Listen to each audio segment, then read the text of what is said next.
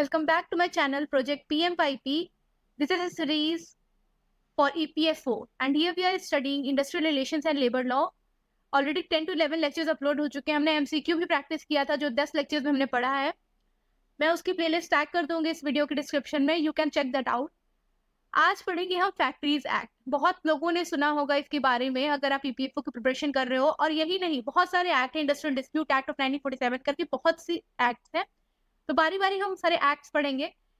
इस वीडियो में मैंने सारे इंपॉर्टेंट पॉइंट्स इंक्लूड करने की कोशिश की है. ये वीडियो 3 से 4 पार्ट में आएगी फैक्ट्री एक्ट की. मैं छोटी छोटी वीडियोस बना रही हूँ ताकि आप लोगों को वो दिमाग में सेटल डाउन होता रहे. ठीक है, तो let us begin about factory act of 1948. तो लॉ पढ़ने से पहले इसका हिस्टोरिकल बैकग्राउंड देख लेते हैं कि लॉ कैसे बना.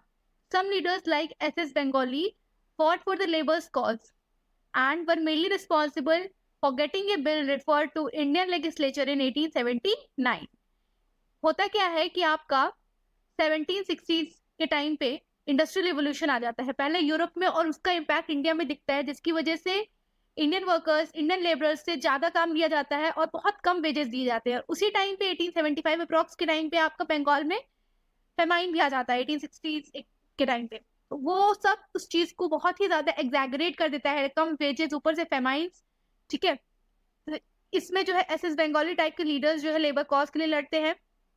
Finally the first Indian factory act 1881 में, ठीक है, आ जाता है. Factory act is a central legislation which came into existence in 1881. It regulates the working condition of workers. It also provides procedures of penalties in case of any contravention of provisions for the Factory Act.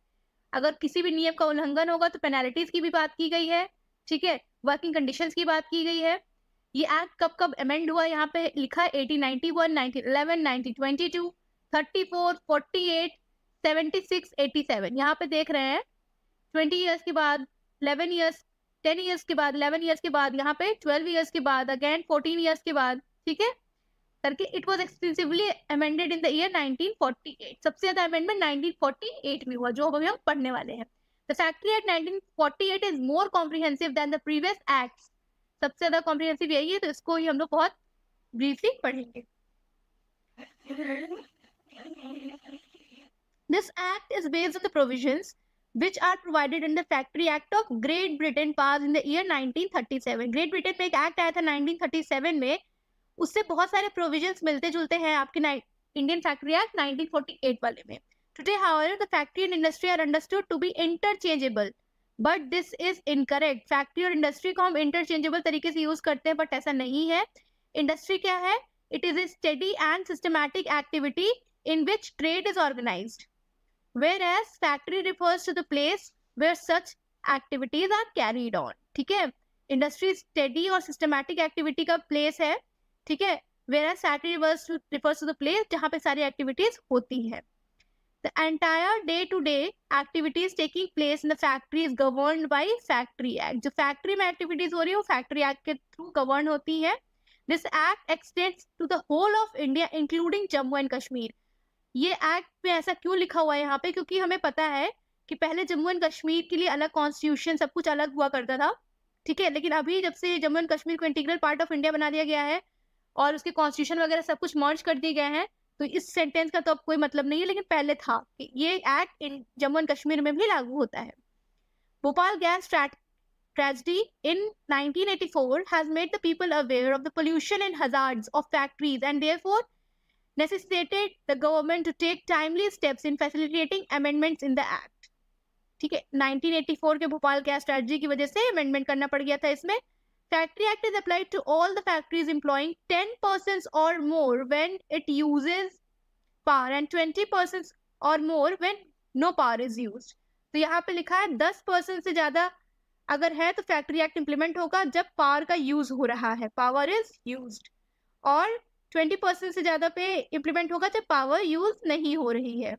ठीक है, basically इस video में मैं आपको एक एक line का पूरा एनालिसिस करके बताऊंगी, बिकॉज बहुत सारे डिफिनेशन अभी हमें पढ़ने को मिलेंगे कि वर्कर किसे कहते हैं, फैक्ट्री किसे कहते हैं, हाइजीन क्या है, कैंटीन क्या, हर एक चीज की डिफिनेशन इंपॉर्टेंट होने वाली. मैं इस PDF को टैग भी कर दूंगी डिस्क्रिप्शन में ताकि आप वहां डाउनलोड करके इसको पढ़ लीजिए और उससे नोट्स बना लीजिए. वैसे पूरी ही PDF इंपॉर्टेंट है, इससे नोट्स बनाने जैसी कोई चीज नहीं है.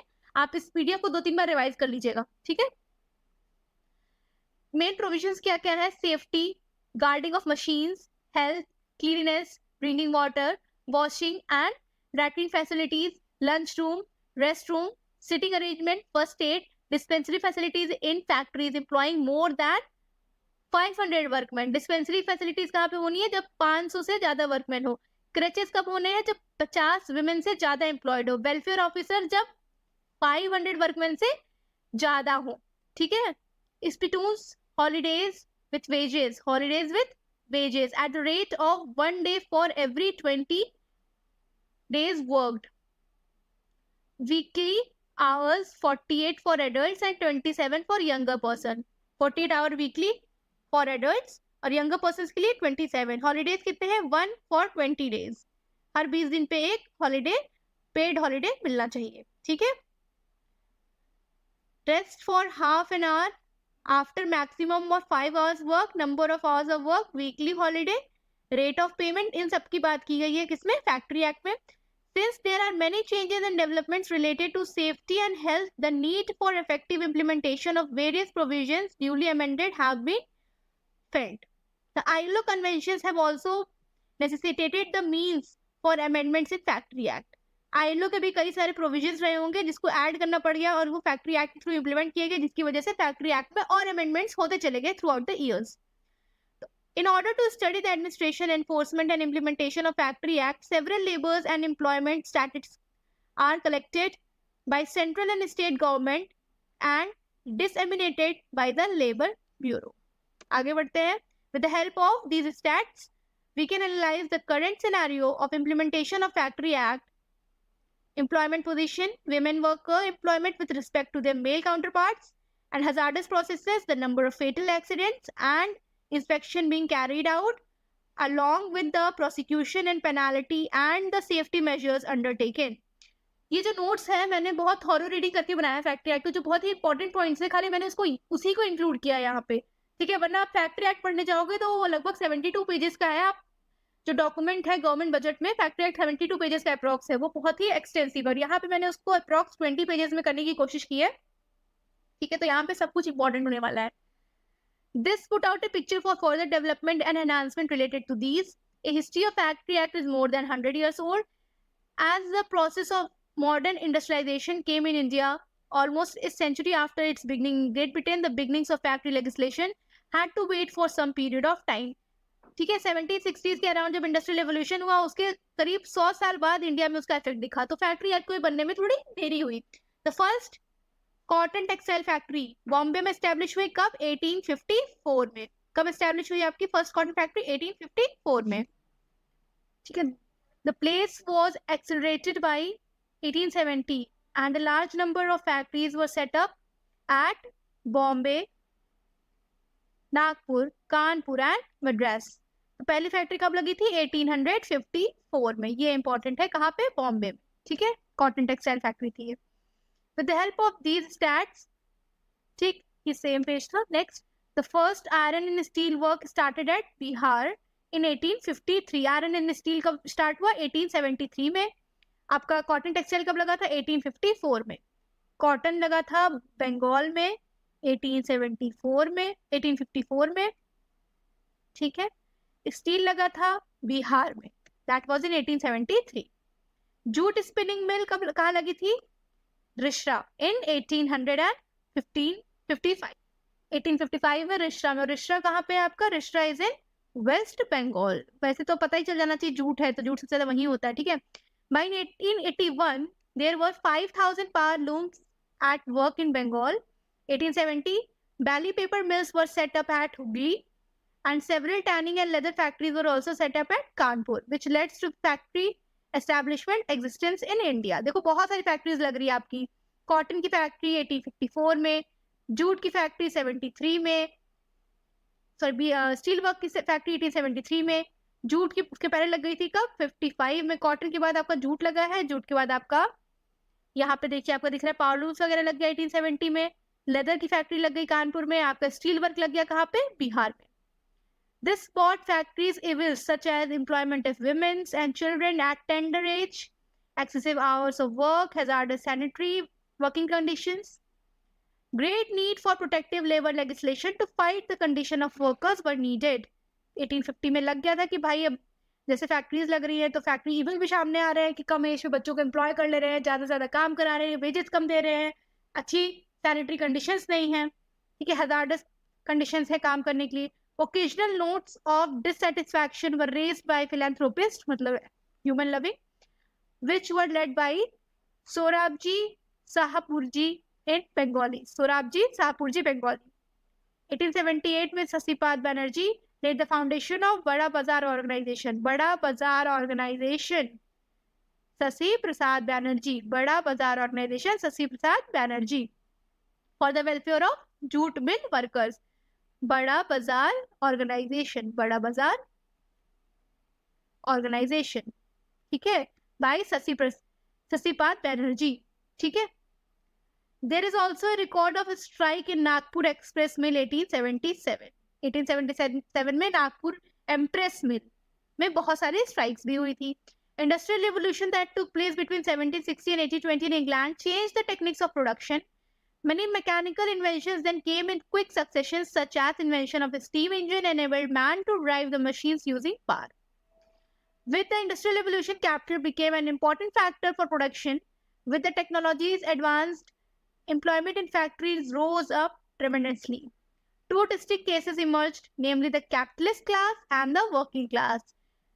जैसे जैसे आपका इंडस्ट्रियल रिवोल्यूशन हुआ 1760 से 1820 में बहुत सारी machines I like steam engine. अब मैकेनिकल पार्ट से मशीन पार्ट पे इंसान शिफ्ट हो रहा था, ठीक है. एम्प्लॉयमेंट बूस्ट हुआ.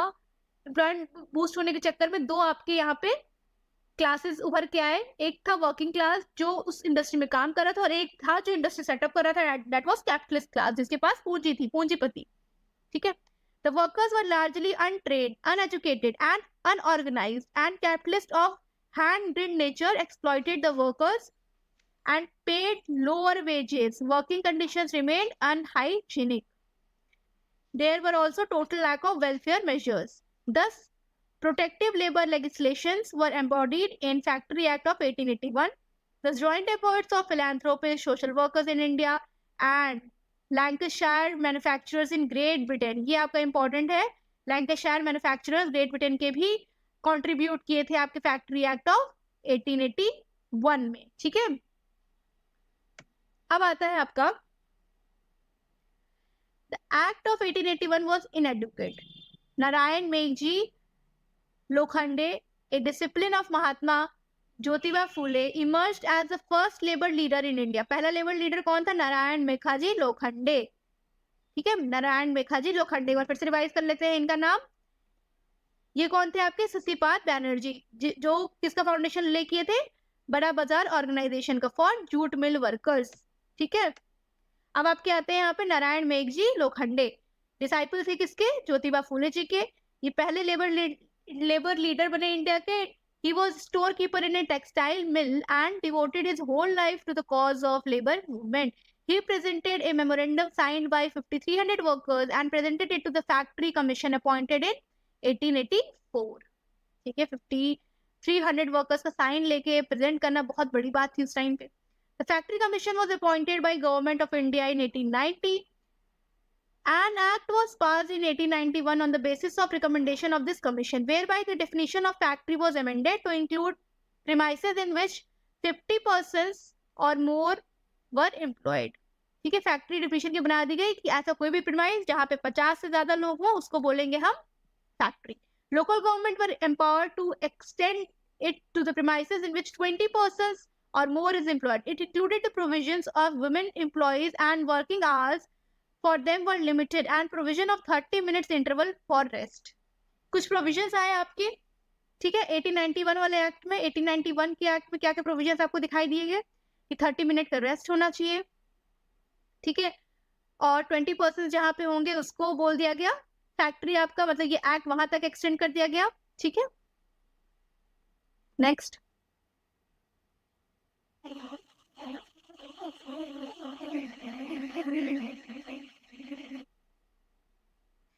देखो यहाँ पे क्या है 84 वाले में लिखा 10% और मोर और when it uses power and 20% और मोर when it do not use it's power, ठीक है.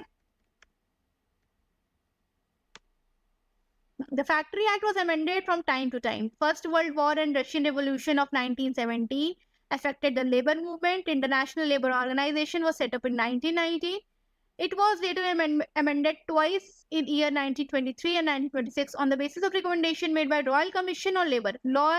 रॉयल कमीशन ऑन लेबर हमने पहले ही लेक्चर में दूसरा शायद आई गेस दूसरे लेक्चर में देखा था, उसके बारे में ब्रीफली पढ़ाया हमने रॉयल कमीशन ऑन लेबर की.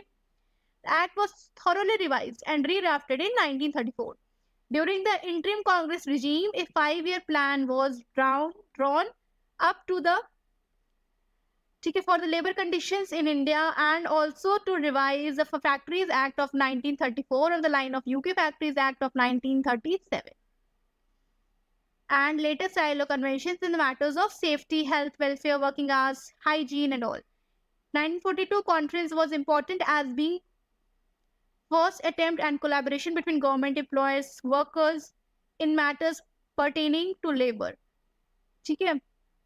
The Factory Bill was introduced in Constituent Assembly on 30th January 1948 and it was passed on 28th of August 1948, received the assent of Governor General of India on 23rd of September 1948 and came in force on 1st April 1949. कब force में आया? 1 अप्रैल 1949 को. ये सब dates important है आपकी, सारी dates एक बार ध्यान से देख लीजिए आप यहाँ पे. देखिए एक एक करके देखते हैं. द फैक्ट्री बिल इंट्रोड्यूस कब हुआ? ये आपका इंट्रोड्यूस हुआ 30 जनवरी 1948 को. ठीक है. पास कब हुआ? 28 ऑफ अगस्त 1948 को. ठीक है. गवर्नर जनरल का एसेंट कब मिला इसको? 23rd ऑफ नवंबर 1938 को.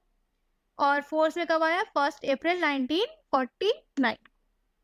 अब इसका ऑब्जेक्टिव, अब यहाँ से शुरू होता है एक्ट के बारे में. हम पूरा एक्ट टॉपिक बाय टॉपिक पढ़ेंगे. इसका ऑब्जेक्टिव क्या था? इसका ऑब्जेक्टिव था to ensure adequate safety measures and to promote the health and welfare of workers employed in factories. Benefits and safety of workers. Health and sanitary conditions. Prevention of accidents to prevent haphazard growth of factories through the provisions related to approval of plans before the creation of factory. ये इसके कुछ objectives थे कि health पे ध्यान देना, safety पे ध्यान देना, workers का benefit होता रहे, accidents को कैसे prevent करें. ठीक है. हेल्थ और वेलफेयर पे भी ध्यान देना. ठीक, ये आपके ऑब्जेक्टिव्स थे. Next, applicability of act. कहाँ का एप्लीकेबल होगा? ये applicable to the whole of India including Jammu and Kashmir. ये पूछ सकता है कि क्या जब फैक्ट्री एक्ट आया 1948 का तो क्या वो जम्मू और कश्मीर में एप्लीकेबल था या नहीं. Covers all manufacturing processes and establishment falling with in the definition of factory. Applicable to all the factory power and employing 10 or more workers and if not using power employing 20 or more workers. Scheme क्या है act की? The act consists of 120 sections, 3 schedules. ठीक है. 120 sections हैं और 3 schedules हैं. हमारे Indian constitution में कितने schedule हैं? There are total of 12 schedules. ठीक है. Schedule 1 किसके बारे में है? Consists the list of industries involving hazardous processes. 1 hazardous के लिए है. ठीक. 2 is about permissible level of certain chemical substances in work environment. Work environment के बारे में है, वहाँ के climate के बारे में है कि किस level तक के chemical substances present हो सकते हैं वहाँ पे. Suppose कि सीमेंट इंडस्ट्री में काम कर रहा है, कोई H2SO4 की इंडस्ट्री में काम कर रहा है, तो जो chemical substances है वो किस level तक environment में हो सकते हैं. ठीक है.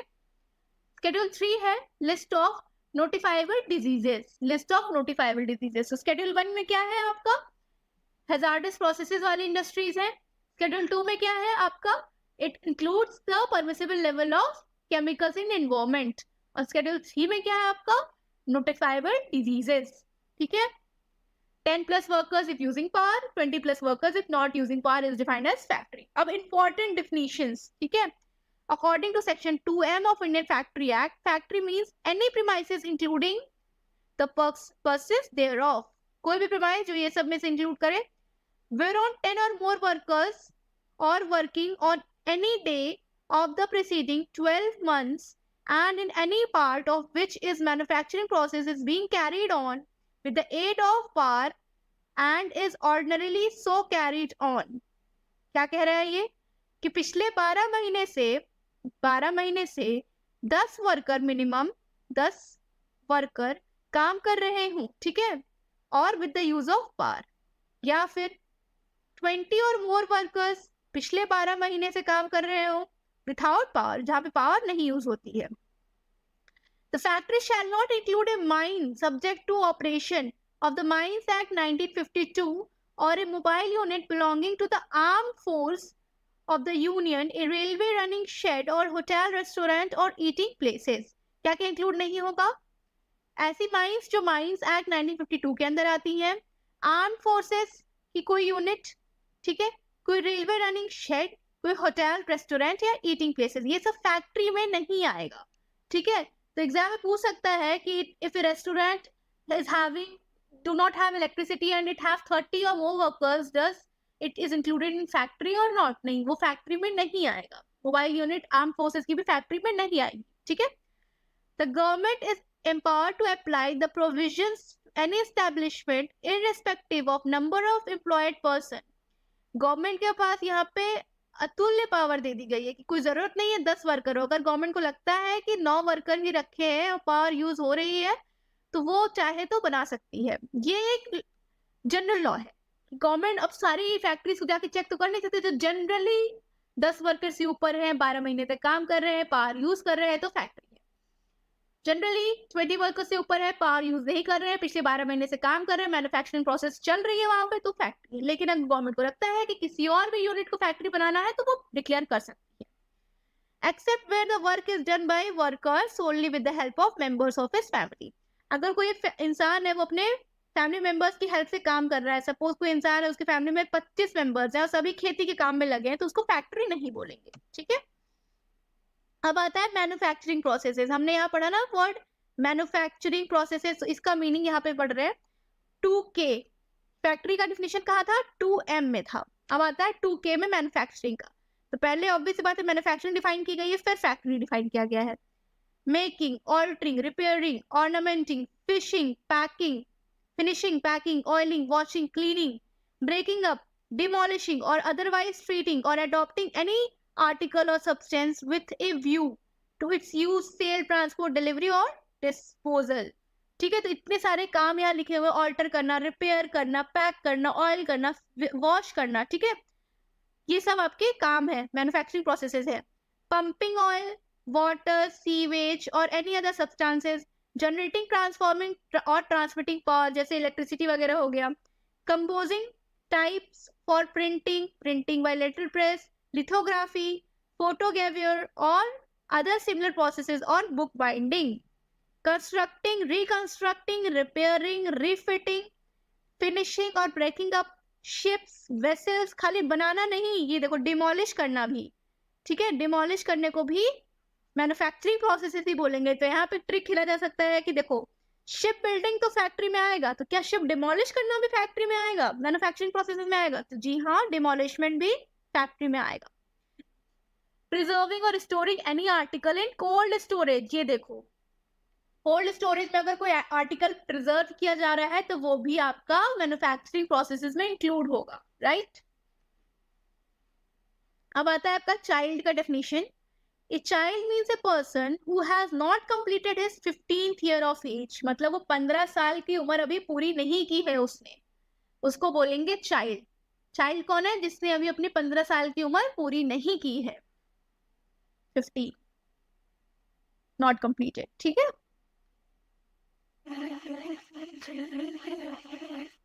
मतलब 16 साल से जो भी कम बच्चे हैं वो चाइल्ड है, ठीक है।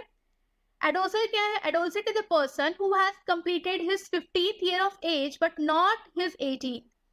जो 16 साल से 18 साल के लोग हैं, 18 भी चालू नहीं हुआ है, आप ऐसे कर सकते हो। एडोलसेंट किसके किसके बीच है? 16 से बड़े बट 18 से छोटे, ये आपके एडोलसेंट में आएंगे, ठीक। Hence, he is someone who crosses the age of child but is not adult yet.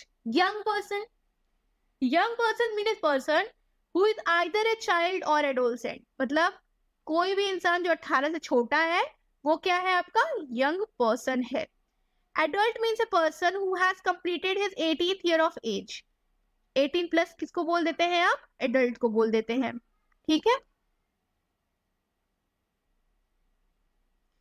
Worker means a person employed directly or by through any agency with or without the knowledge of principal employer, whether for remuneration or not, in any manufacturing processes or in cleaning any part of machinery or premises used for manufacturing processes or in any kind of work incidental to or connected with the manufacturing processes or the subject of manufacturing processes but does not include any member of armed force of the union. अब देखो worker कौन है यहाँ पे, ऐसा इंसान जो arm force का पार्ट नहीं है और फैक्ट्री में किसी भी थ्रू मैन्युफैक्चरिंग प्रोसेस से लिंक्ड है, चाहे वो मशीन के छोटे से नट बोल्ट को कस रहा हो या मशीन की ग्रीसिंग कर रहा हो, मशीन की सफाई कर रहा हो या बैठ के स्टिचिंग कर रहा हो, शिप की डिमोलिशिंग खुद कर रहा हो, हर एक तरह का एम्प्लॉई आपका वर्कर है, चाहे आपके एम्प्लॉयर को पता हो कि ना पता हो कि वो मेरी कंपनी में एम्प्लॉयड है। मान लो कोई एम्प्लॉयर है जिसकी कंपनी में हजारों लोग हैं, तो उसको सबका नाम तो पता नहीं होगा ना कि मेरी कंपनी में ये है या नहीं है। हो सकता है उसके अंडर जो लोग काम करते हैं वो उसे हायर किए हो, लेकिन वो कंपनी उसी की है तो वो काम कर रहे हैं, तो वो सभी वर्कर्स हैं, ठीक है। तो यहाँ हमने चाइल्ड की डिफिनेशन देखी, ऐसा इंसान जो 15 साल की एज क्रॉस नहीं किया है, एडोलसेंट जो 18 की क्रॉस नहीं किया है, यंग पर्सन जो 18 की क्रॉस नहीं किया including child and adolescent, adult जो 18 की क्रॉस कर चुका है, ठीक है, और वर्कर जो भी इंडस्ट्री में काम कर रहा है मैन्युफैक्चरिंग प्रोसेस से लिंक्ड है। Occupier. Occupier कौन है? Occupier is a person who has ultimate control over the affairs of the factory.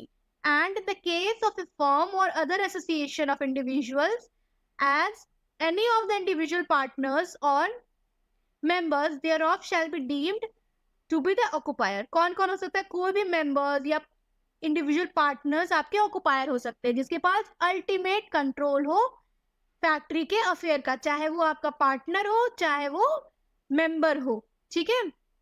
In the case of company any one of the directors shall be the occupier. In case of factory owned और controlled by central government और state government, any local authority, person और persons appointed to manage the factory shall be deemed to be the occupier. देखो कोई भी अगर private own factory है तो उसके जो मेंबर्स हैं या पार्टनर्स हैं, ठीक है, वो आपके ऑक्युपायर हो सकते हैं जिसके पास अल्टीमेट कंट्रोल हो। लेकिन अगर कोई गवर्नमेंट ओन या स्टेट ओन फैक्ट्री है तो वहां की कोई लोकल अथॉरिटी या फिर अगर इस लोकल अथॉरिटी ने या इस गवर्नमेंट और स्टेट ने किसी भी पर्सन को वो पावर दे रखी है, अपॉइंट किया है मैनेज करने के लिए, मैनेजर बोल सकते हैं, मैनेज करने के लिए, तो वो आपका क्या हो जाएगा? वो आपका हो जाएगा ऑक्युपायर, ठीक है। नेक्स्ट अब आता है calendar year. Calendar year is a period of 12 months beginning with the first day of January in any year.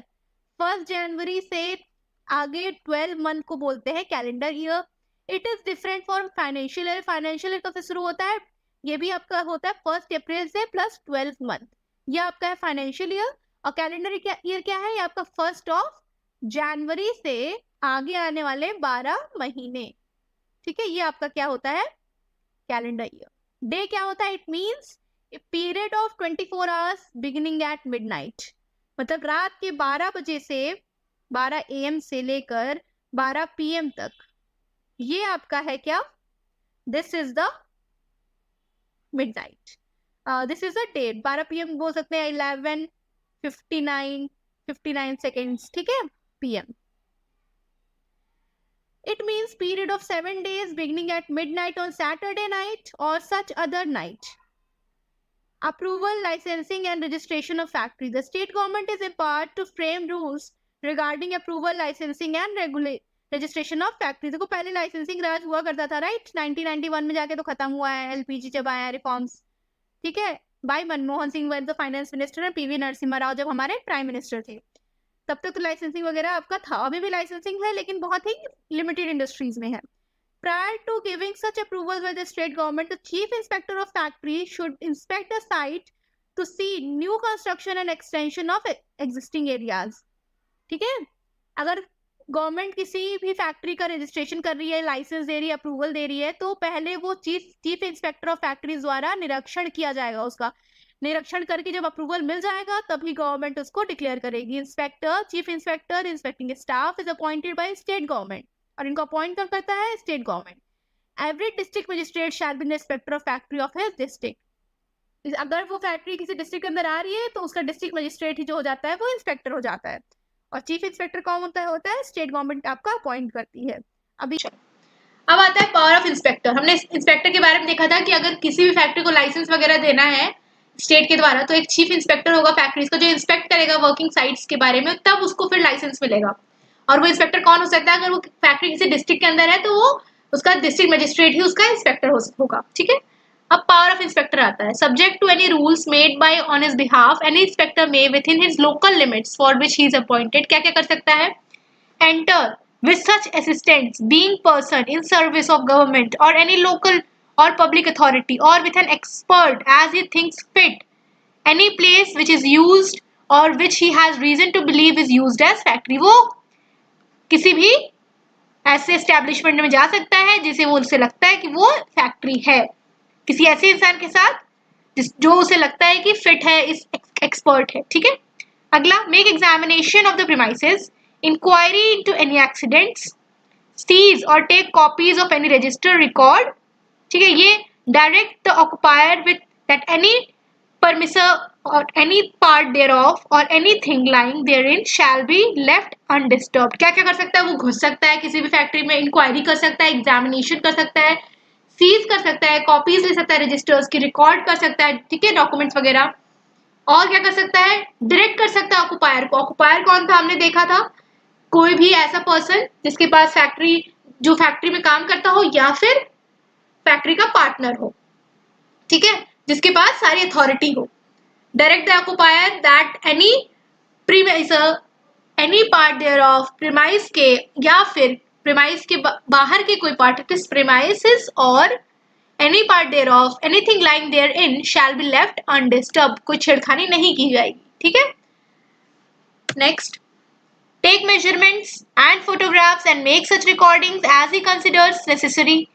In any case of any article or substances found in any premises being an article or substance which appears to him as having caused or likely to be caused danger to the health or safety of the workers।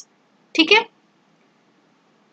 अगला क्या? exercise such powers as may be prescribed by the state government, should appoint certifying surgeon to take care of health related issue, state government make rules for the submission of plans or description of factories, the organization requires previous permission from state government or chief inspector for construction or extension of any factory।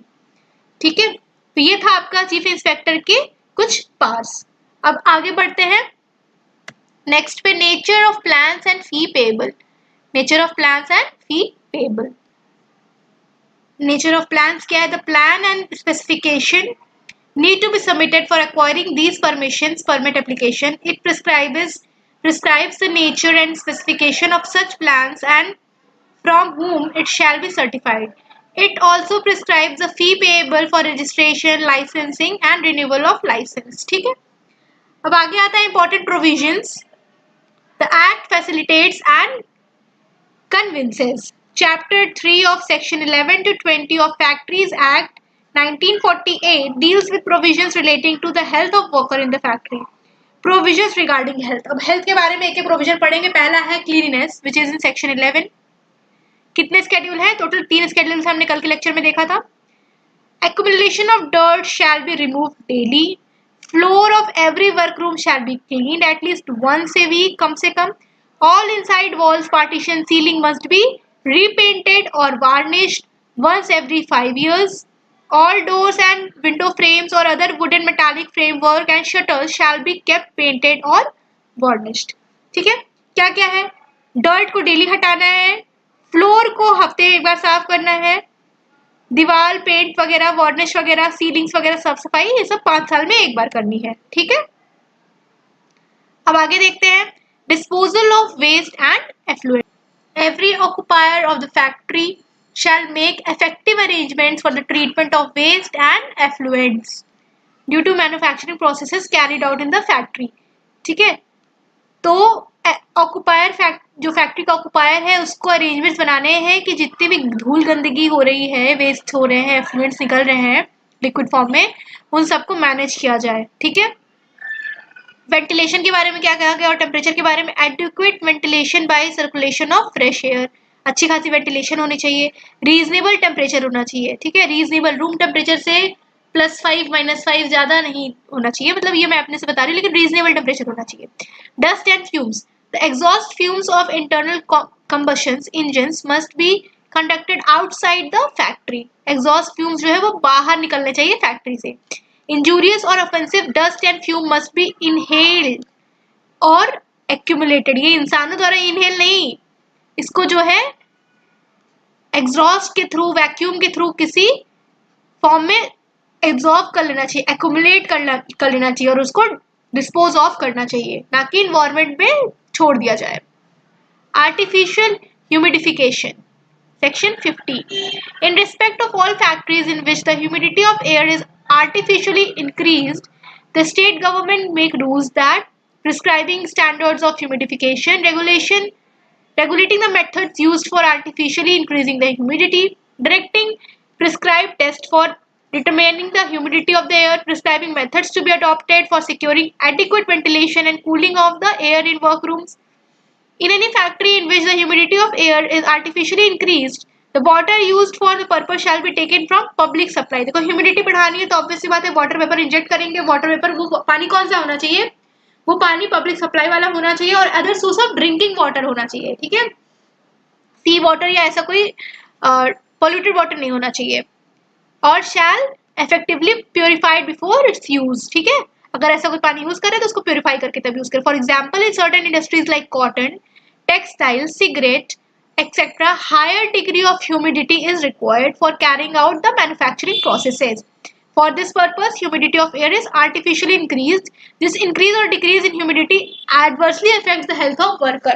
देखो humidity बढ़ाना है, उसके बारे में दिया हुआ है कि कौन से प्रोसेस है जिससे ह्यूमिडिटी बढ़ाई जाए, कौन से मेथड जिससे चेक किया जाए, एडुकेट वेंटिलेशन हो, पानी कौन से यूज होगा ह्यूमिडिटी बढ़ाने के लिए जो वाटर वेपर इंजेक्ट करेंगे, ठीक है, स्टैंडर्ड्स क्या है ह्यूमिडिफिकेशन के, वो सब कुछ आपका सेक्शन नंबर 15 में मेंशन्ड है अबाउट ह्यूमिडिटी।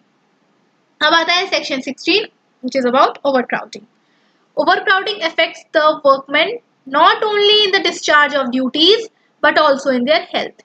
मान लीजिए आपको फैक्ट्री स्टैब्लिश करनी है बट आपको जमीन बहुत छोटी सी मिली, ठीक है, छोटी जमीन में आपने रख लिए हैं 50 वर्कर्स और 50 वर्कर्स बहुत ही कंजेस्टेड होकर काम कर रहे हैं, बहुत उनकी डेस्क बहुत पास पास लगा दी है, तो उसको बोलते हैं ओवरक्राउडिंग।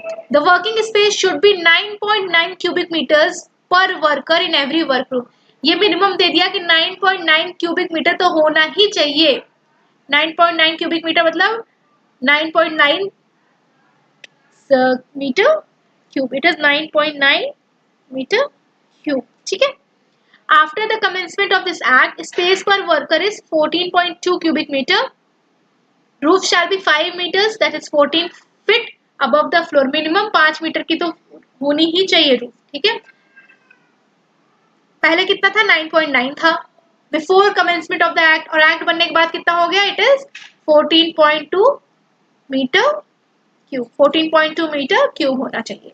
लाइटनिंग कैसी होगी भाई, they shall be provided and maintain sufficient and suitable lighting, natural or artificial or both, in every part of the factory। देखो नेचुरल लाइट भी होना चाहिए, आर्टिफिशियल लाइट भी होना चाहिए फैक्ट्री के हर एक पार्ट में, ठीक है, या दोनों भी चलेगा। In every factory all glazed Windows and skylights be used and workroom shall be kept clean on both the inner and outer surfaces, ठीक है। In every factory, effective provisions shall be, so far as is practicable, be made for the prevention of glare either directly from the source of light or by reflection from a smooth or polished surface। कोई glare ना आए, glare आने से क्या होता है ना, बहुत ज़्यादा किसी भी तरह की glare को avoid करना है क्योंकि वो आँख वगैरह बाद में खराब कर सकती है, ठीक है। ड्रिंकिंग वाटर किस तरीके का होना चाहिए, the place of drinking water shall not be situated within 6 meters of any washing places।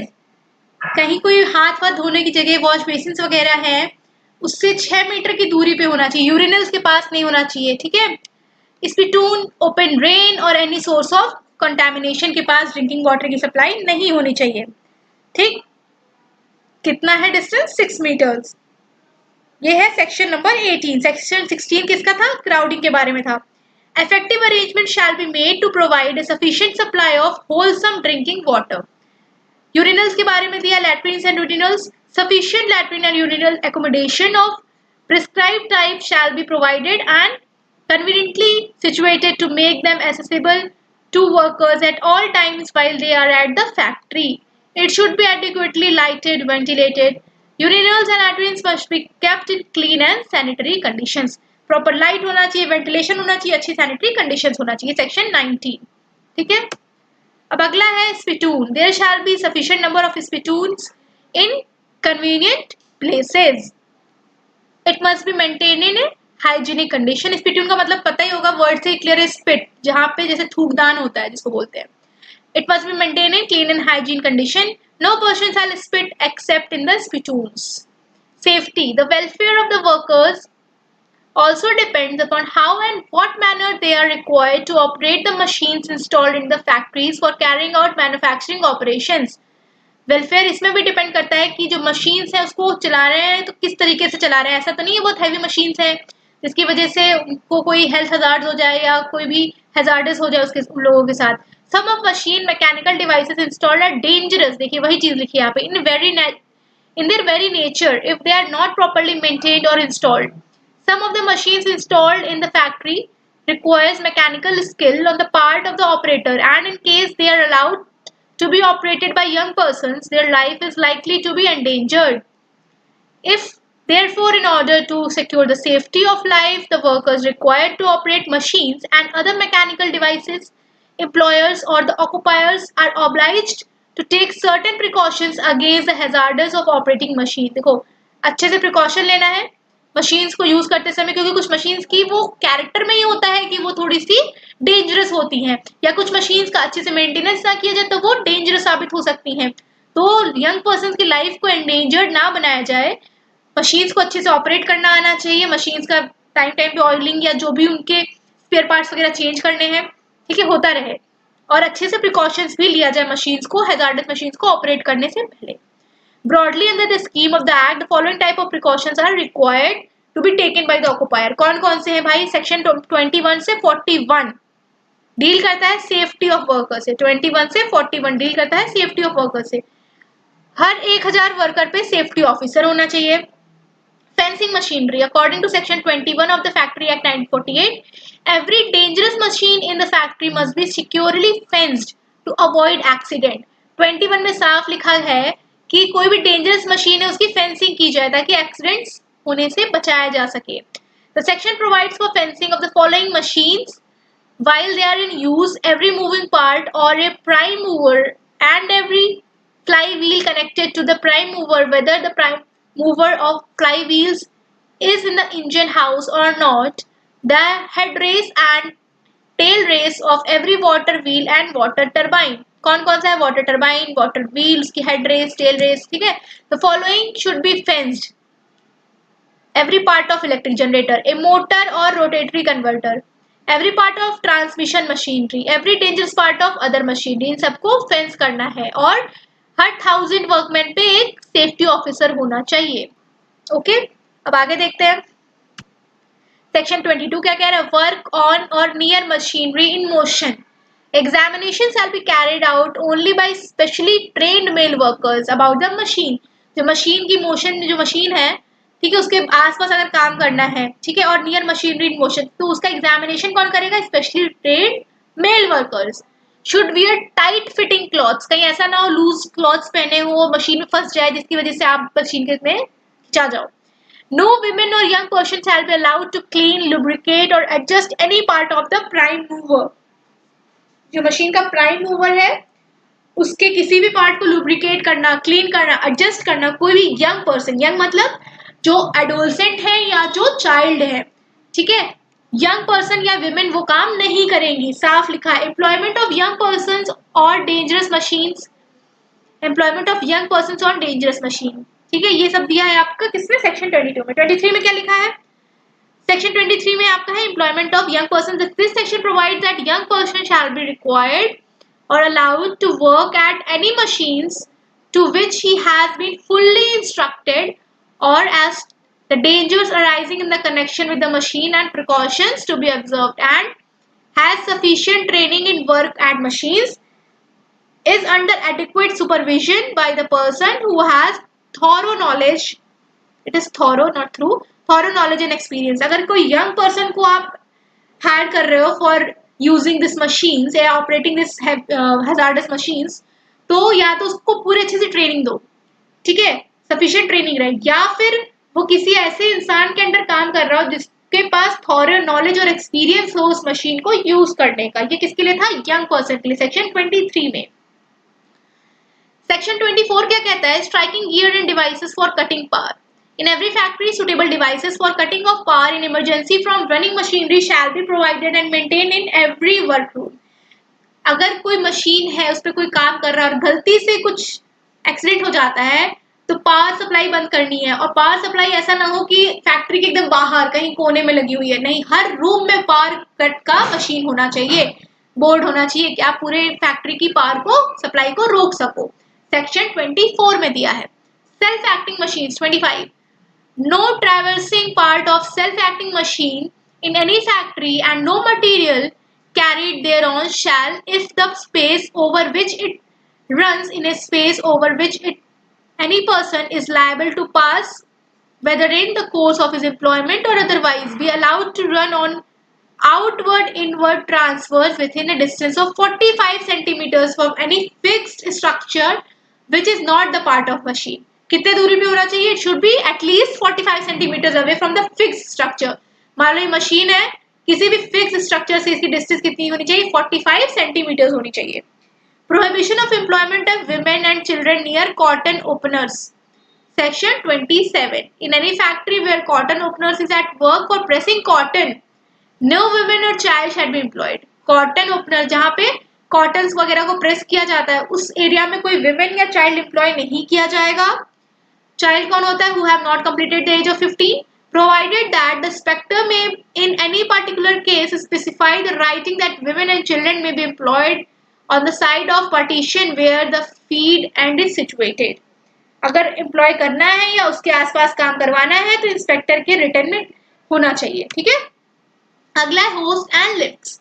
Every host and lift shall be made good mechanical construction, sound material and adequate strength, properly maintained, protected by enclosure fitted with gates, and shall be thoroughly examined by competent person.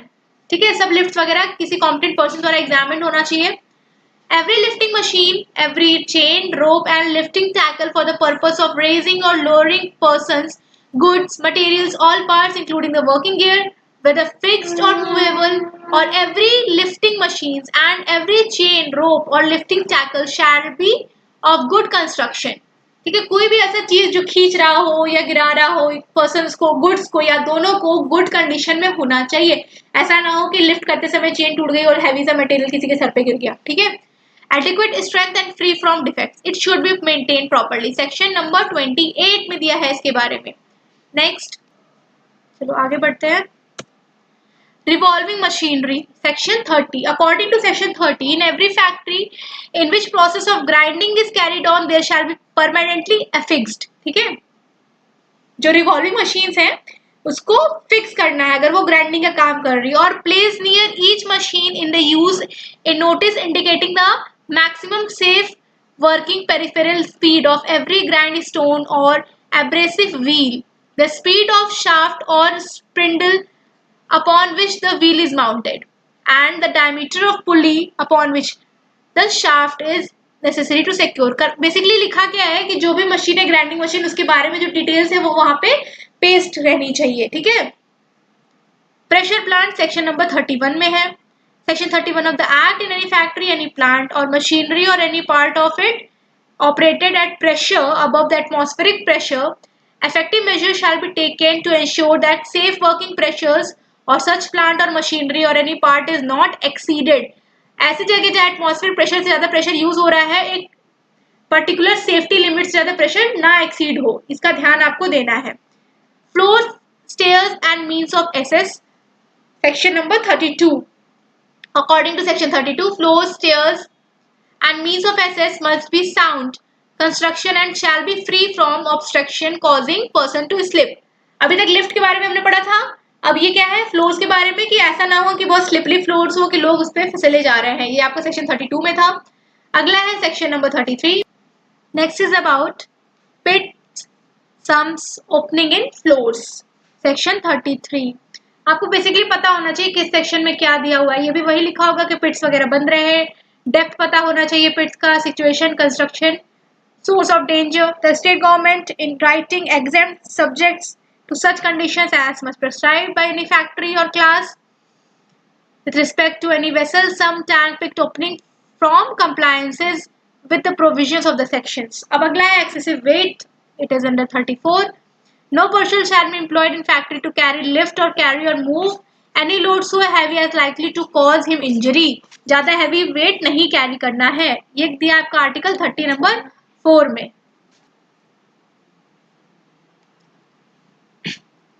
Next is protection of eyes, 35 weight था, 34 इतना wait नहीं carry करना है कि injury हो जाए। State government may make rules for maximum weights, adult women, adolescent, child वगैरह को जितना कैरी करना है। 35 में क्या है, protection of eyes in respect of any such manufacturing processes carried on factory as much prescribed, being a process which involves risk of injury to eyes from particles or fragments thrown off in the course of process, risk to the eyes by the reason of exposure of excessive light की वजह से, छोटे particles की वजह से, fragments की वजह से, ठीक है, आपका आईज को प्रोटेक्ट करना है।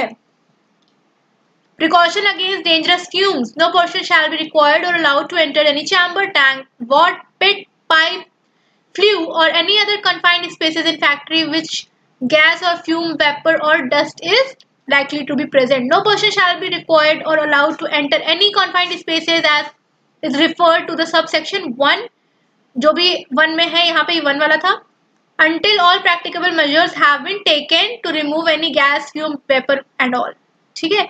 A certificate in writing has been given by a competent person based on test carried out by himself that is space in reasonable free from the dangerous fumes and all, and is wearing suitable breathing apparatus and belt securely attached with a rope, the free end of which is held by a person outside the confined space. अगर ये certificate sign कर देता है तभी he can enter such room. अगला explosive और inflammable dust gas, section 37, where in factory and in manufacturing processes produces dust, gas, fume or vapor of such character and to such extent as likely to explode on ignition. All practicable measures shall be taken to prevent any such explosions by effective enclosure of plant or machinery used in the process, removal or prevention of accumulation of such dust, exclusion or effective enclosure of all possible sources of ignition. क्या क्या करना है, उसका इंक्लोजन होना चाहिए, उसका removal होना चाहिए और उसका एक्सक्लूजन होना चाहिए, ठीक है। अगला है precaution in fire, case of fire, section 38, safe measures होने चाहिए, नेसेसरी इक्विपमेंट्स होने चाहिए, worker are familiar with the means of escape, free passage, worker should be trained, section 38। आपको पता होना चाहिए किस सेक्शन में क्या बात कही गई है। सेक्शन 39, सेक्शन 39 क्या कह रहा है, part two require specification of defective parts और टेस्ट ऑफ स्टेबिलिटी, ठीक है। बिल्डिंग और part of a building dangerous to human life, inspector of the factory take order in writing before a specified date to furnish such drawings, specification and other particulars to determine whether such building can be used with safety or to carry out tests and inform the officer. तो कोई भी ऐसी building या कोई भी ऐसे part of building जो कि डेंजरस है ह्यूमन लाइफ पे, उसको इंस्पेक्टर द्वारा इंस्पेक्ट किया जाएगा और उसके बाद वो बताएगा कि वो वहां पे काम किया जा सकता है कि नहीं। ये है सेक्शन 39 में, ठीक है। सेक्शन 40B कहता है सेफ्टी ऑफिसर्स के बारे में। This section makes provision for appointment of safety officer in factory, जहाँ पे 1000 से ज्यादा लोग हैं। जब 1000 से ज्यादा लोग हैं तो क्या होना चाहिए वहां पे, सेफ्टी ऑफिसर। ये क्वेश्चन बन सकता है कि सेफ्टी ऑफिसर्स कितने के प्लस में होना चाहिए, 1000 प्लस में होना चाहिए। Some more workers are employed by the state government by means of notification in official gazette may require the occupier carrying on dangerous and hazardous nature or manufacturing to appoint a safety officer. या तो ये condition applied हो या फिर state government notification के द्वारा specify कर दे कि पर्टिकुलर फैक्ट्री में क्योंकि वहां पे हैजार्डस मशीनरी यूज हो रही है तो एक सेफ्टी ऑफिसर होना चाहिए। तब ये डिमांड की जरूरत नहीं है, तब कोई जरूरत नहीं कि वहां 1000 हो सकता है वहां 100 हो, लेकिन अगर स्टेट गवर्नमेंट ने कर दिया, ठीक है, तो वहां पे सेफ्टी ऑफिसर चाहिए। Next is section 41, power to make rules to supplement this chapter. Section 41 of Factory Acts 1948 empower the state government to make any rules to supplement this chapter. मतलब फैक्ट्री एक्ट को supplement करने के लिए section 41 add किया गया कि कुछ भी नए रूल्स बनाने हैं तो वो इस सेक्शन के थ्रू बन सकते हैं। अब देखो यहाँ फिर डेफिनेशन शुरू होती है वेलफेयर। वेलफेयर क्या है? The term labour welfare is related to facilities provided to the labour in and outside the factory premises, such as canteens, restrooms, recreation facilities, housing, and all other services. ठीक है? Welfare measure involves three major aspects, which are occupational, healthcare, suitable working time, and appropriate salary. क्या क्या है आपका? या तो occupational healthcare हो सकता है, ठीक है, कि occupational healthcare। अगला हो गया suitable working time, ठीक है, और अगला है अप्रोप्रिएट सैलरी, अच्छी सैलरी मिले, वर्क टाइम बढ़िया रहे और हेल्थ केयर आपका किया जाए। यही है आपका वेलफेयर मेजर्स। तीन मेजर एस्पेक्ट हैं इसके। The welfare measure aims at integrating the socio psychological needs of employees, the unique requirement of particular technology, the structure and processes of organisation and existing socio cultural environment. It creates a culture of work commitment in organisation and society with ensures higher productivity and greater job satisfaction. अगर आप जो employer है, जो ऑक्युपायर है, वो अगर employees के का वेलफेयर करेगा, ठीक है, एम्प्लॉइज का वेलफेयर करेगा किस किस मीडियम से? Health care, occupational health care provide करे, उनको सूटेबल वर्क टाइम दे या फिर अप्रोप्रिएट सैलरी दे, ठीक है, तो एम्प्लॉइज अंदर से खुश रहेंगे और प्रोडक्टिविटी अपने आप निकल के बाहर आएगी, ठीक है। सोशो कल्चरल इन्वायरमेंट अच्छा रहे, फालतू की पॉलिटिक्स ना हो रही है ऑफिस में, ये सब इंक्लूड होता है उसमें, ठीक है। ये आपका वेलफेयर था। अब आगे आता है वेलफेयर प्रोविजंस, 42 to 50 सेक्शंस में है। वॉशिंग फैसिलिटीज है सेक्शन 42 में। क्या कहता है ये? Firstly provide and maintain adequate and suitable facilities for washing all the workers in factory. Secondly provide separate and adequately screen facility separately for men and women. Thirdly make accessible all the facilities to all the workers. The state government prescribe standard, ठीक है। Washing facilities होनी चाहिए, section 42 में है, खाली आपको इतना पता होना चाहिए कौन सा चीज किस सेक्शन में है। अब अगला आता है सेक्शन 43। इसमें क्या है? Section contain some powers of state government. It states that state government has power to direct the factories regarding the places of storing the clothes for worker, ठीक है। वॉशिंग किसमें है आपका? 42 में, और क्लोथ स्टोर करना 43 में। बहुत ही बेसिक चीजें हैं, मेरे को समझाने जैसा नहीं है। फैसिलिटीज फॉर सिटिंग सेक्शन 44 में है। Chief inspector find that any worker can do his work more efficiently while sitting then he can direct the factory officials to arrange sitting arrangements for him. अगर chief inspector को लगता है कि वो खड़े होकर काम कर रहा है और बैठ के काम करेगा तो ज्यादा प्रोडक्टिविटी देगा, तो वो ये भी डायरेक्ट कर सकता है। फर्स्ट एड अप्लायंसेस सेक्शन 45 में है। The factory should provide and maintain proper list of first aid box at every work room. Her room में आपका वो भी होना चाहिए, हमने पहले पढ़ा था कि एक मेन स्विच बोर्ड होना चाहिए जहाँ पे हैवी मशीनरीज है, ताकि अगर कोई बात मशीन में कोई मैल फंक्शन हो जाए तो तुरंत इलेक्ट्रिसिटी या पावर कट किया जा सके, ठीक है। फर्स्ट एड बॉक्स होना चाहिए। Under this act the number of boxes should not be less than 1 for every 100 और 50 workers.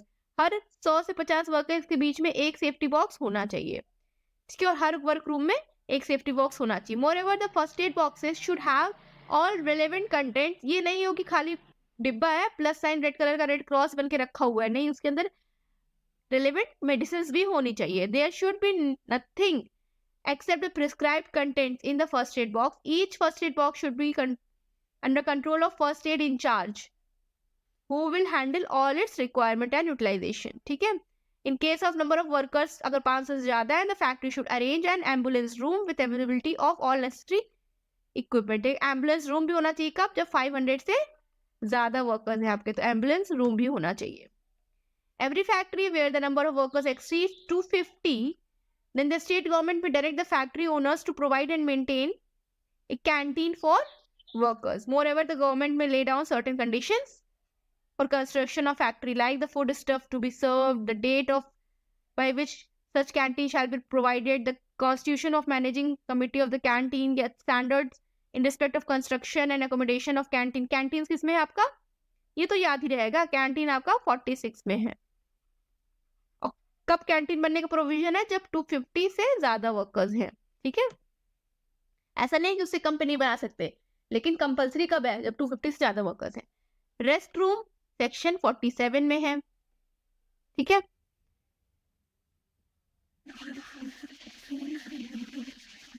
Just a second.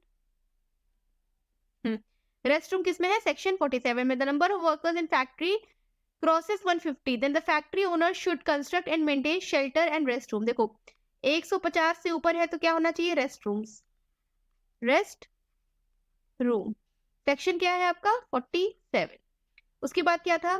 500 plus से पे क्या मांगा था? 250 प्लस पे क्या था? कैंटीन था। सेक्शन क्या था इसका? 46 था, ठीक है। 500 प्लस पे क्या होना चाहिए? एम्बुलेंस रूम, एम्बुलेंस रूम होना चाहिए।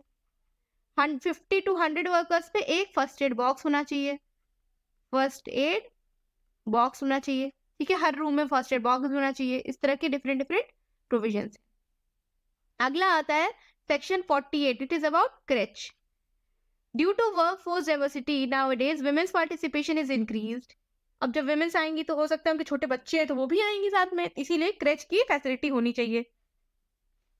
कब होनी चाहिए? हर जगह। यहाँ लिखा कंपल्सन कब है? Where number of women workers exceeds 30, then the factory should arrange a special room for workers kid who are aged below 6 years. The room should be properly lighted and ventilated.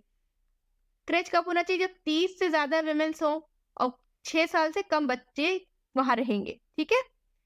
यहाँ पे दो provisions है, article section 48 में है ये, ठीक है। Additional facilities है, यहाँ पे देख लेते हैं क्या क्या फैसिलिटीज है।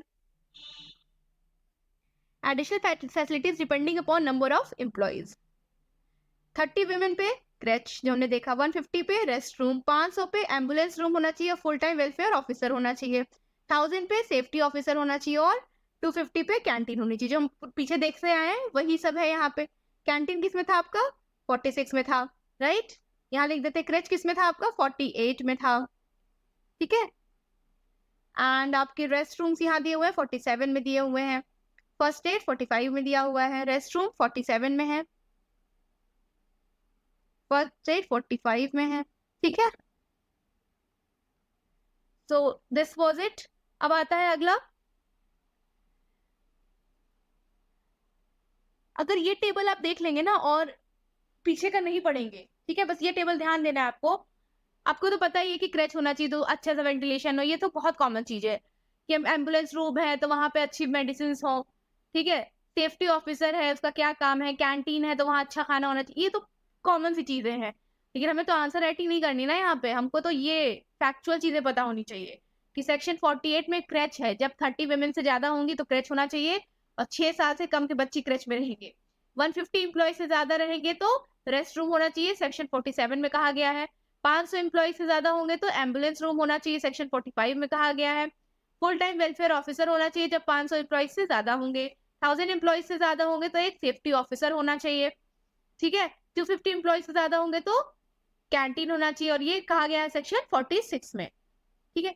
इतना रहने देते हैं, इसके आगे का हम नेक्स्ट पीडीएफ में पढ़ेंगे। ये पीडीएफ मैं आपको प्रोवाइड करा दे रही हूँ पिन कमेंट में, आप वहां पे जाके इस पीडीएफ को डाउनलोड करना। मैं एनोटेशन हटा दूंगी, आप लोग खुद से इस पीडीएफ को देखना। ये नोट्स मैंने बनाई, जो 72 पेजेस का फैक्ट्री एक्ट है ना, उससे कॉपी करके उसमें से कुछ इंपॉर्टेंट पॉइंट्स निकाले हैं मैंने, और मैक्सिमम चीज यहाँ पे कवर हो चुकी है। इसके बाहर तो मुझे नहीं लगता कुछ आएगा, ठीक है। बहुत सी बेसिक सी चीजें छोड़ी है मैंने, और जितना इंपॉर्टेंट है जैसे सेक्शंस हो गया, इंपॉर्टेंट डिजिट्स हो गए कि 1000 से ऊपर क्या होना चाहिए, 250 से ऊपर क्या होना चाहिए, ठीक है, वो सब इंक्लूडेड है यहाँ पे। और अगर आपको ये वीडियो पसंद आ रही है, सीरीज पसंद आ रही है, kindly share it with your friends and follow my channel project PMYP। अब आती है एक छोटी सी recap. Working conditions of the factory in India has been historically very pathetic. Due to poverty and exploitation by factory owners, workers had practically no option. Due to increase in industrial activity in the latter half of 19th century, attempts were made to improve the conditions of the worker many times by the reports of royal commissions through various acts. The Act of 1948 builds upon the Act of 1934 after understanding the defects and weakness of the earlier act. An important change was widening the definition of factory to include any industrial establishment. अभी यहाँ पे हमने cause पढ़ा कि क्यों हमारी factory act को लाने की जरूरत पड़ी 1948 की, जो हम ऑलरेडी पीछे के लेक्चर्स में देखे हैं. यहाँ पे डिफिनीशन फिर से बता देते हैं, जो डिफिनीशन पहले चलती आई है कि फैक्ट्री क्या है, कोई भी ऐसे एस्टैब्लिशमेंट जहां पे 10 से ज्यादा लोग काम कर रहे हैं with the use of power and 20 से ज्यादा लोग कर रहे हैं जब पावर नहीं यूज हो रही है. तो 10 plus people with the use of power और 20 प्लस पीपल जब पावर नहीं यूज होती है. So this is our factory. ये डिफिनीशन थी जो हमने पहले भी देखी है. अब आता है आज का लेक्चर, क्या क्या चेंजेस हुए. ठीक है, increasing the minimum age of children eligible to work was from 12 to 14. पहले 12 साल तक के बच्चे काम करते थे, अभी 14 कर दिया गया. Reducing the hour of work for children from 5 to 4.5. पहले 5 घंटे काम करते थे, अब कितना करेंगे, 5 से कितना हो गया, 4.5 hours.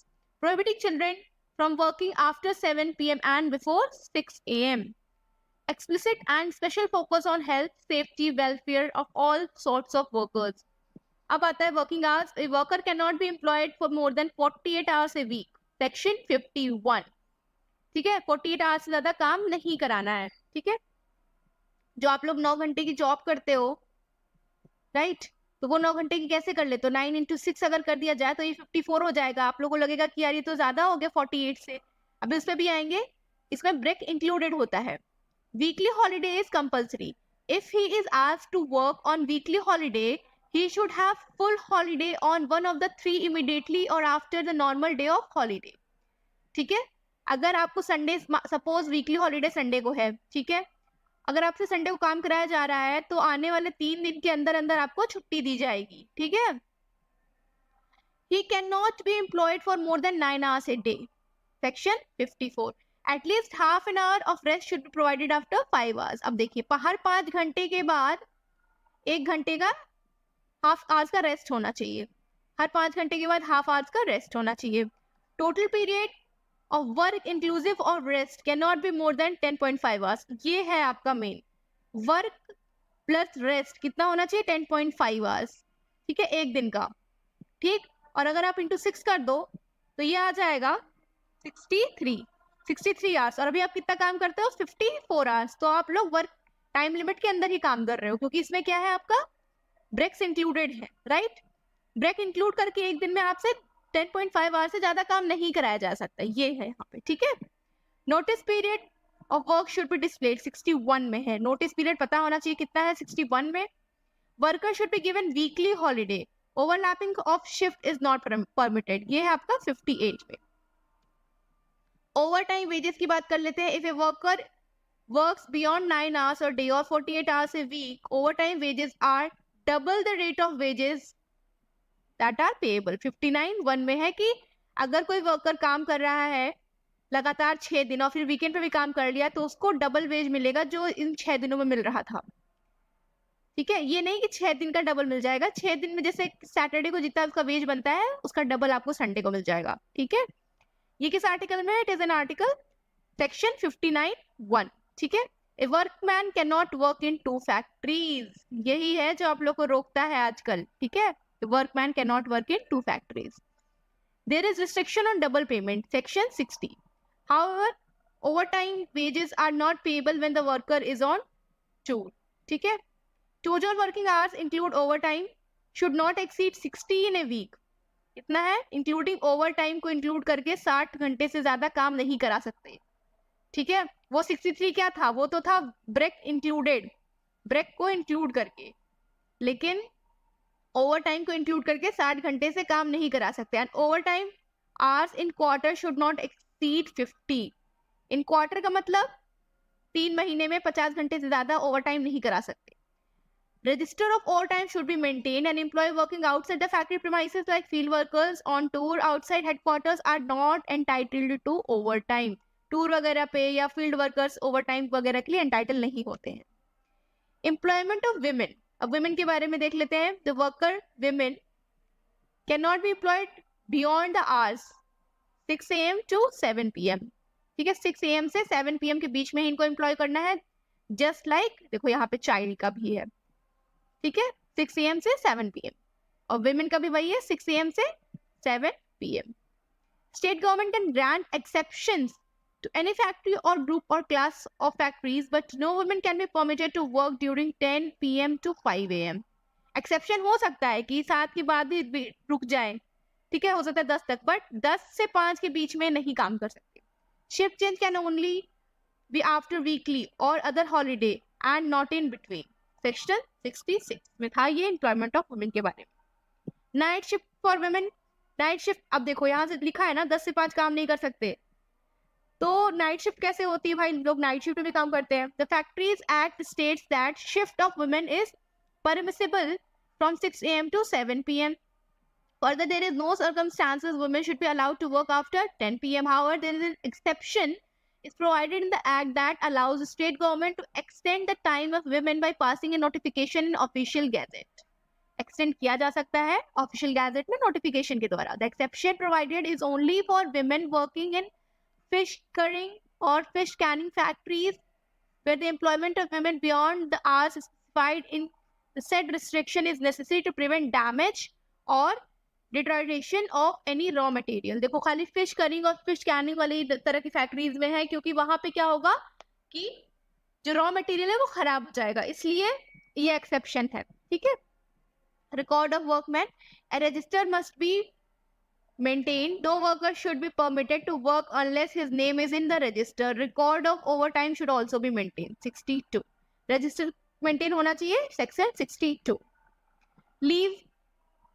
A worker is entitled in every calendar year annual leave with wages at the rate of 1 day for every 20 days of work performed in the previous calendar year, provided that he had worked for 240 days or more in the previous calendar year. ये क्या कह रहा है कि हर 20 दिन पे एक entitle छुट्टी मिलनी चाहिए विथ वेजेस. कंडीशन क्या है कि पिछले कैलेंडर ईयर में वो 240 दिन या उससे ज्यादा काम किया हो. ठीक है. आगे देखते हैं. Child worker is entitled to 1 day per 15 days. ठीक है. 20 दिन में एक दिन की छुट्टी आपको अडल्ट के लिए है और चाइल्ड के लिए कितना है, 15 दिन पे एक दिन की छुट्टी. ठीक है. While calculating to 40 days, earned leave, maternity leave up to 12 weeks and layoff days will be considered, but leave shall not be earned on those days. Section 79 leave के बारे में बात करता है. Leave can be accumulated up to 30 days in case of adult and 40 days in case of child. 20 दिन पे एक दिन की छुट्टी मिल रही है आपको. ठीक है. ऐसे करते करते आपने सपोज 30 लीव इकट्ठा कर ली. अब अगले 20 दिन पे फिर आपको एक दिन छुट्टी मिली, आपको आपने एक और इकट्ठा की, तो 31 हो जाना चाहिए. नहीं, बट वो केवल 30 तक ही एक्यूमुलेट कर सकते हैं. ये किसके लिए, एडल्ट के लिए. और बच्चे जो है वो 40 तक की एक्यूमुलेशन कर सकते हैं लीव का.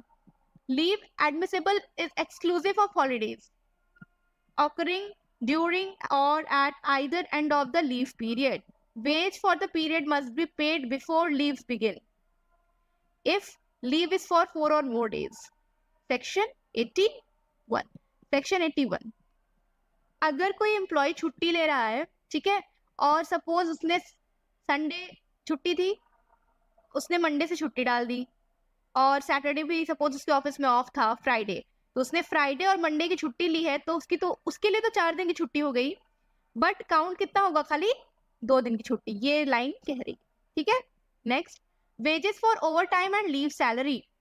Wages for leave encashment and overtime will include dearness allowance and cash equivalent to any benefit. However, it will not include bonus or overtime.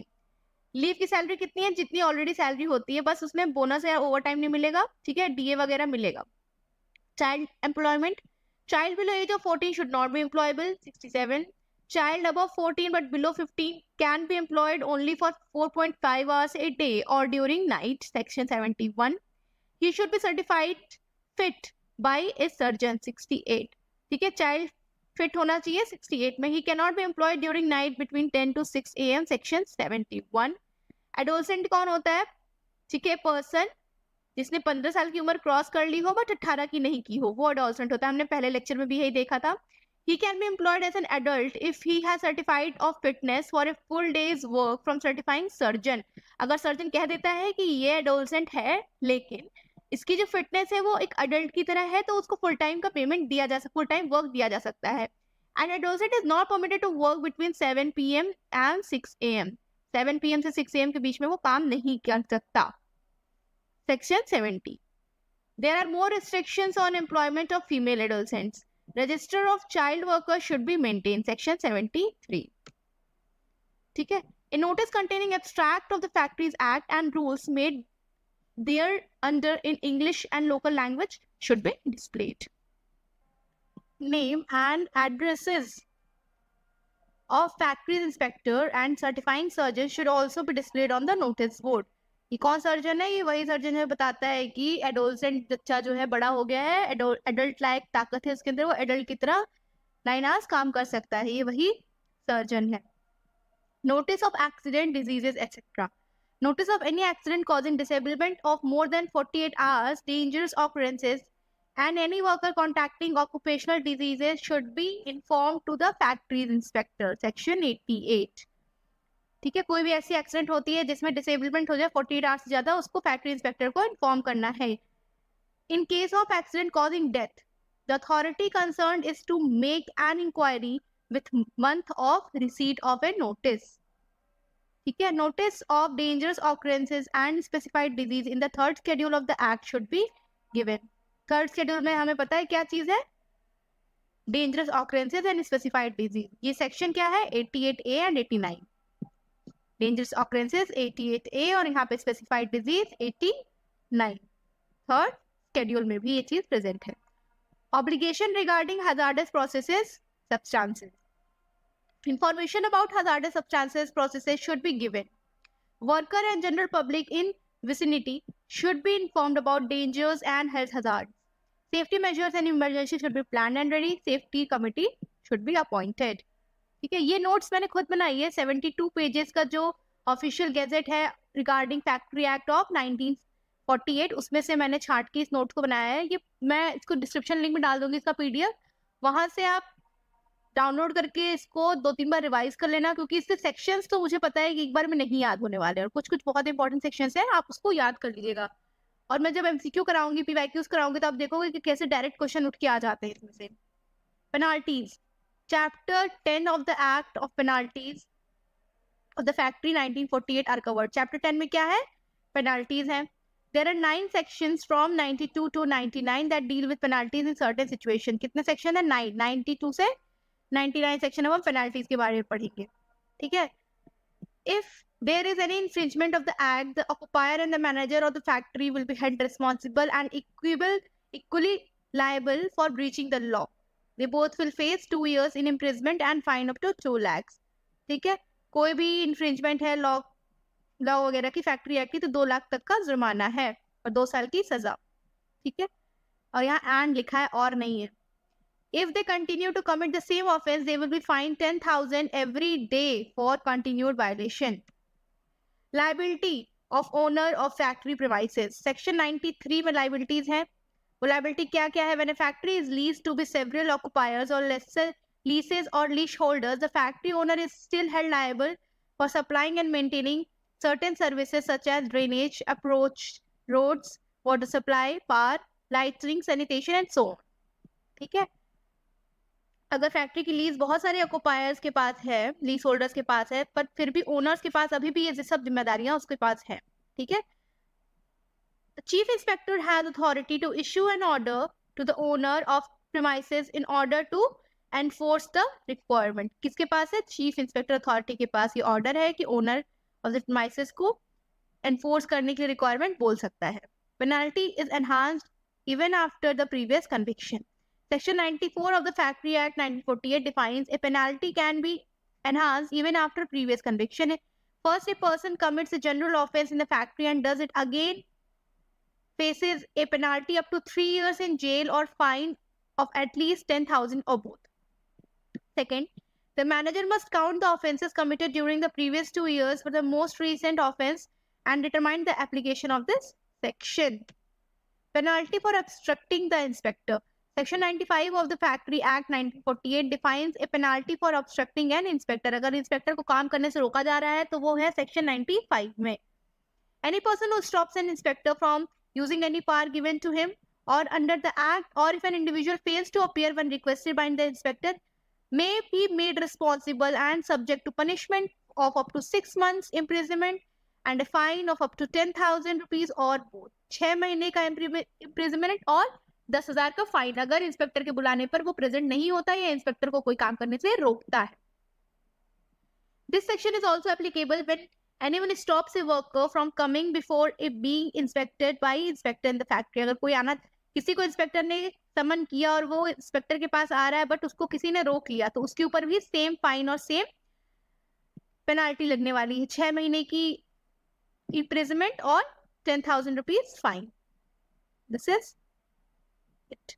Penalty for wrongful disclosing results of analysis. गलत results को दिखाना inspector के सामने. Section 96 of the Factory Act 1948 defines the penalty of wrongful disclosing the results of analysis under Section 91. Any individual who publishes or discloses to another person the results of analysis that is performed using samples is punishable. Itna 6 महीना. He will be liable for at least rupees 10,000 fine plus rupees 10,000 fine. ठीक है, ये आपका है fines. Penalty for contravention of certain provisions. 96A of the Factory Act defines the penalty for contravention of certain provisions such as 41B, C, H. Anyone who disobeys or violates any of the rule of provisions 41B, C or H will be sentenced to 7 years in prison and 2 lakhs. यहाँ पे कितना है? 7 years plus 2 lakhs. अगर समन करना है, inspector समन किया है किसी को और वो प्रेजेंट नहीं है तो 6 months plus 10,000. ठीक है. रॉन्ग इंफॉर्मेशन प्रोवाइड कर रहा है, रॉन्ग इन्फो, तभी सेम है. ठीक है. और हमने यहां देखा था कि अगर आपका कोई इन्फ्रिंजमेंट है तो ऑक्युपायर को कितना हो रहा था? 2 lakhs प्लस 2 years ऑफ जेल इम्प्रिजनमेंट. ठीक है. यहाँ पे कितना है? 7 years. अगर वो 41B, 41C और 41H के लॉज को डिसोबे कर रहा है. If the failure or violation persists more than a year after the conviction, the offender will be face a jail of 10 years. ठीक है. Workers offenses. अभी तक तो मालिक के बारे में सब था, एम्प्लॉयर के बारे में था. एम्प्लॉय का देख लेते हैं. Section 97 of the Factory Act defines the worker offenses if worker in the factory breaches the act, rule or provision causing liability for other workers, he or she will be fined at least rupees 500. अगर कोई भी law या rule तोड़ रहा है तो 500 का fine है इसके ऊपर. When a worker is found guilty of a punishable offense, the owner or the manager of the factory is not held responsible for violation unless it can be proven that he failed to take responsible precautions to prevent it. ठीक है. यहाँ पे क्या लिखा हुआ है कि अगर कोई वर्कर कोई गलती करता है जिसकी वजह से कोई पनिशेबल ऑफेंस कर देता है वो, और वो गिल्टी पाया जाता है, तो इस केस में मैनेजर या फैक्ट्री ओनर जो है रिस्पॉन्सिबल नहीं होते अनलेस एंड अनटिल ये प्रूव कर दिया जाए कि मैनेजर के बस में था उस चीज को रोकना बट वो रोक नहीं पाया, रोका नहीं. ठीक है. False certificate of fitness. ये कौन सा सर्टिफिकेट है? जो एडोलसेंट को दिया जाता है. ठीक है. Section 98 of the Factory Act defines a false certificate for fitness. A false certificate details a person's level of fitness for certain job or work. This certificate is important in factories. The person who obtains a false certificate or fitness faces a minimum of 10,000 fine plus 2 months in jail. He may occasionally face fines and jail terms as punishment. Double employment of child. Section 99 of the Factories Act 1948 defines the double employment of child. If a child works in a factory on a day when they leave already worked in another factory, their parents, guardian, or anyone who else who benefits from the wages of the child faces a fine of rupees 1,000 unless the court finds that the child worked without the parents or guardians' consent. अगर कोई बच्चा, ठीक है, on day when they have already worked in another factory, अगर कोई बच्चा किसी factory में काम करके दूसरी फैक्ट्री में काम करने गया और उसको कुछ पैसा मिला, उस पैसे से सपोज उसने अपने पापा को दे दिया, मम्मी को दे दिया, या उस पैसे से उसका घर चल रहा है, ठीक है, और ये चीज पता प्रूफ हो जाए कि वो पैसा जो है, जो भी मतलब उस पैसे को यूज कर रहा है, ठीक, तो वो उसको पनिशेबल है. कितना फाइन है? 1,000 रुपीज फाइन है. अनलेस एंड अनटिल ये प्रूफ करने में इसके पेरेंट्स सक्षम हो कि मुझे तो पता ही नहीं था कि मेरा बच्चा 2 फैक्ट्रीज में काम कर रहा है. हजार्डस प्रोसेसेस फर्स्ट शेड्यूल में. The Factories Act of 1948 was amended in 1987 to insert a separate chapter, Chapter 4A. Penalties के लिए कौन सा chapter है? It is Chapter 10. Provisions dealing with hazardous processes in the wake of Bhopal gas tragedy. On the night of 2 to 3 December 1984, methyl isocyanate gas leaked from the Union Carbide India Limited pesticide plant in Bhopal, which killed thousands of people and injured more than 500,000. These figures are contested though. According to Section 2CB, hazardous processes means any process or activity in relation to an industry specified in the first schedule, where unless special care is taken, raw materials used therein or immediate or finished products, byproducts, waste or effluents thereof would cause material impairment to the health of the people engaged or connected therewith, or result in the pollution of general environment, provided that the state government may, by notification in official gazette, amend the first schedule by the way of addition, omission or variation of any industry specified in the schedule. क्या कह रहा है कि first schedule में जो भी industries हैं उसके जो बाय प्रोडक्ट्स निकल रहे हैं उससे वहां के काम करने वाले या वहां की लोकल इन्वायरमेंट में अगर पोल्यूशन हो रहा है तो उसको बोलेंगे हजार्डस प्रोसेसेस. अब लिस्ट ऑफ इंडस्ट्रीज है हजार्डस प्रोसेसेस की, जैसे कि फेरस मेटलर्जिकल इंडस्ट्री है, आपकी फर्मेंटेशन इंडस्ट्री है, ड्रग्स इंडस्ट्री है, पेंट्स इंडस्ट्री है, लेदर टैनिंग है, इलेक्ट्रोप्लेटिंग है, पावर जनरेटिंग है, फर्टिलाइजर्स है, cement, petroleum industries, oil refining, lubricating oil, coal, foundries, non-ferrous metallurgical industries, pulp and paper भी है इसमें. ठीक है, आगे देखते हैं केमिकल इंडस्ट्रीज हैं, man made fibre, insecticide, synthetic resins, manufacture and repair of electric accumulators, glass and ceramics, grinding और glazing of metals, manufacturing, handling और processing of asbestos, extraction of oil and fats from vegetable and animal sources, manufacture and handle of use of benzene, highly flammable liquids and gases, dyes and dyestuffs, manufacturing and operation of carbon disulfide. ठीक है, मैंने इसलिए इसको reading कर दिया कि एक बार अपने दिमाग में चला जाए कौन कौन सी इंडस्ट्री है. अगर पूछ सकता है लिस्ट बना के इसमें से कौन कौन सी हजार्डस इंडस्ट्री है, सपोज दे दे कोल, ठीक है, पेट्रोलियम, ड्रग्स, कोल हटा देते चलो, पेट्रोलियम, ड्रग्स, पेपर, नन. अब बताओ इसमें से कौन सी हजार्डस है. तो हम लोग को तो लगेगा पेपर है ना, पेपर में तो कुछ ऐसा है नहीं, बट आंसर इज नन, क्योंकि हमने यहाँ देखा 6 में पल्प एंड पेपर इंडस्ट्री भी है. ठीक है, second schedule permissible level of certain chemical substances in work environment है शेड्यूल 2 में. अब आता है शेड्यूल 3 में नोटिफाइबल डिजीजेस. बहुत सारी diseases, lead poisoning, lead tetra ethyl poisoning, poisoning by nitrous fumes, manganese poisoning, phosphorus poisoning, mercury poisoning, arsenic poisoning. ठीक है, अब आता है silicosis, anthrax, benzene poisoning, radium और radioactive poisoning, poisoning by halogens, pathological manifestations due to radioactive substances, toxic anemia. ठीक है, toxic jaundice, oil acne, asbestosis. ठीक है, बहुत सारे यहाँ दिए हुए हैं, toxic nephritis, isocyanide poisoning, occupational cancer, phosgene poisoning, coal miners, pneumoconiosis, carbon monoxide poisoning, beryllium poisoning, noise including hearing loss, paints वगैरह की केमिकल से जो पॉइजनिंग हो जाती है. ठीक है, और यहाँ पे दिया है बाइसायोनासिस पॉइजनिंग. ये है आपका इतनी तरह की इसमें पॉइजनिंग दी हुई थी. अब अगला आता है, मैंने चार्ट प्रिपेयर किया है जिससे आपको समझने में आसानी हो जाए जो अभी तक हमने पढ़ा.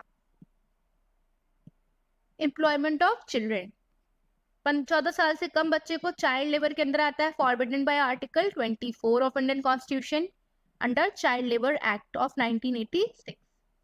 14 से 15 साल के बच्चे 4.5 आवर्स ऑफ डे.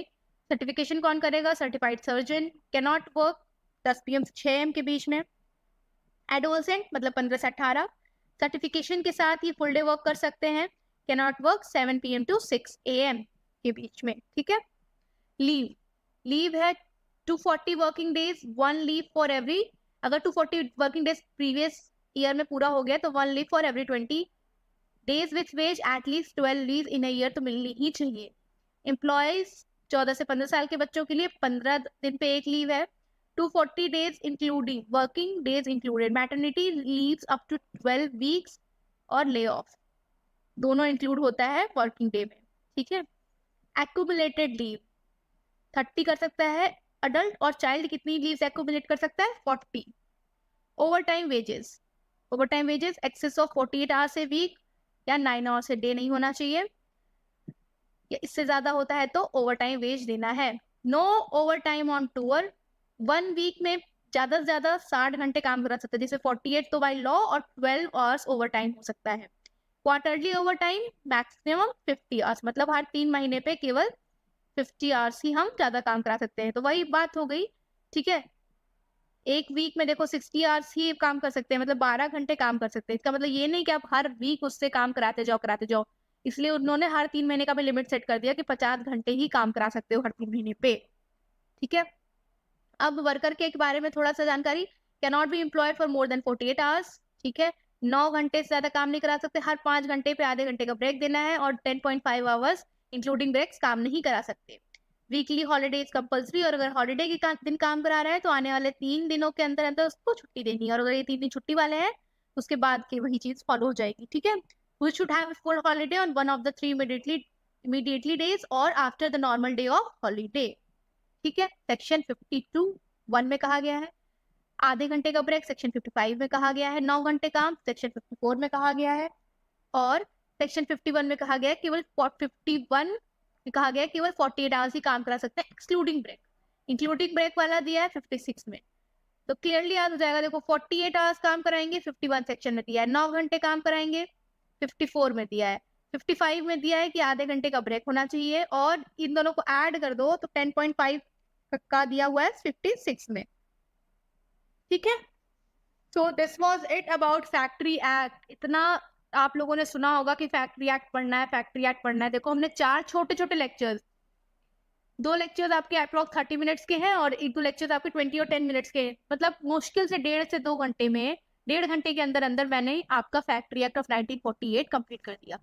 अब आपको अगर इसको 100% तैयार करना है तो 2 बार एटलीस्ट इस PDF को आप लोग पढ़ लीजिएगा, ठीक है। इंपॉर्टेंट सेक्शन देख लीजिएगा, जैसे कि किस सेक्शन में आपका इंस्पेक्टर के बारे में है, किस सेक्शन में आपका एम्प्लॉयमेंट के बारे में है, लीव के बारे में है, चैप्टर 10 में क्या है, ठीक है। पेनाल्टीज का सेक्शन देख लो। तो ओवरऑल आपको, अब ये तो सारे सेक्शन तो आप याद नहीं कर सकते, 99-100 सेक्शन आप नहीं याद कर सकते, कुछ कुछ सेक्शन हैं जो इंपॉर्टेंट है, आप उसको देख लीजिए। PYQs जब मैं कराऊंगी तो आपको पता चलता रहेगा कौन कौन से सेक्शन आपसे एग्जाम में पूछे जाते हैं, किस तरह के सेक्शन पूछे जाते हैं।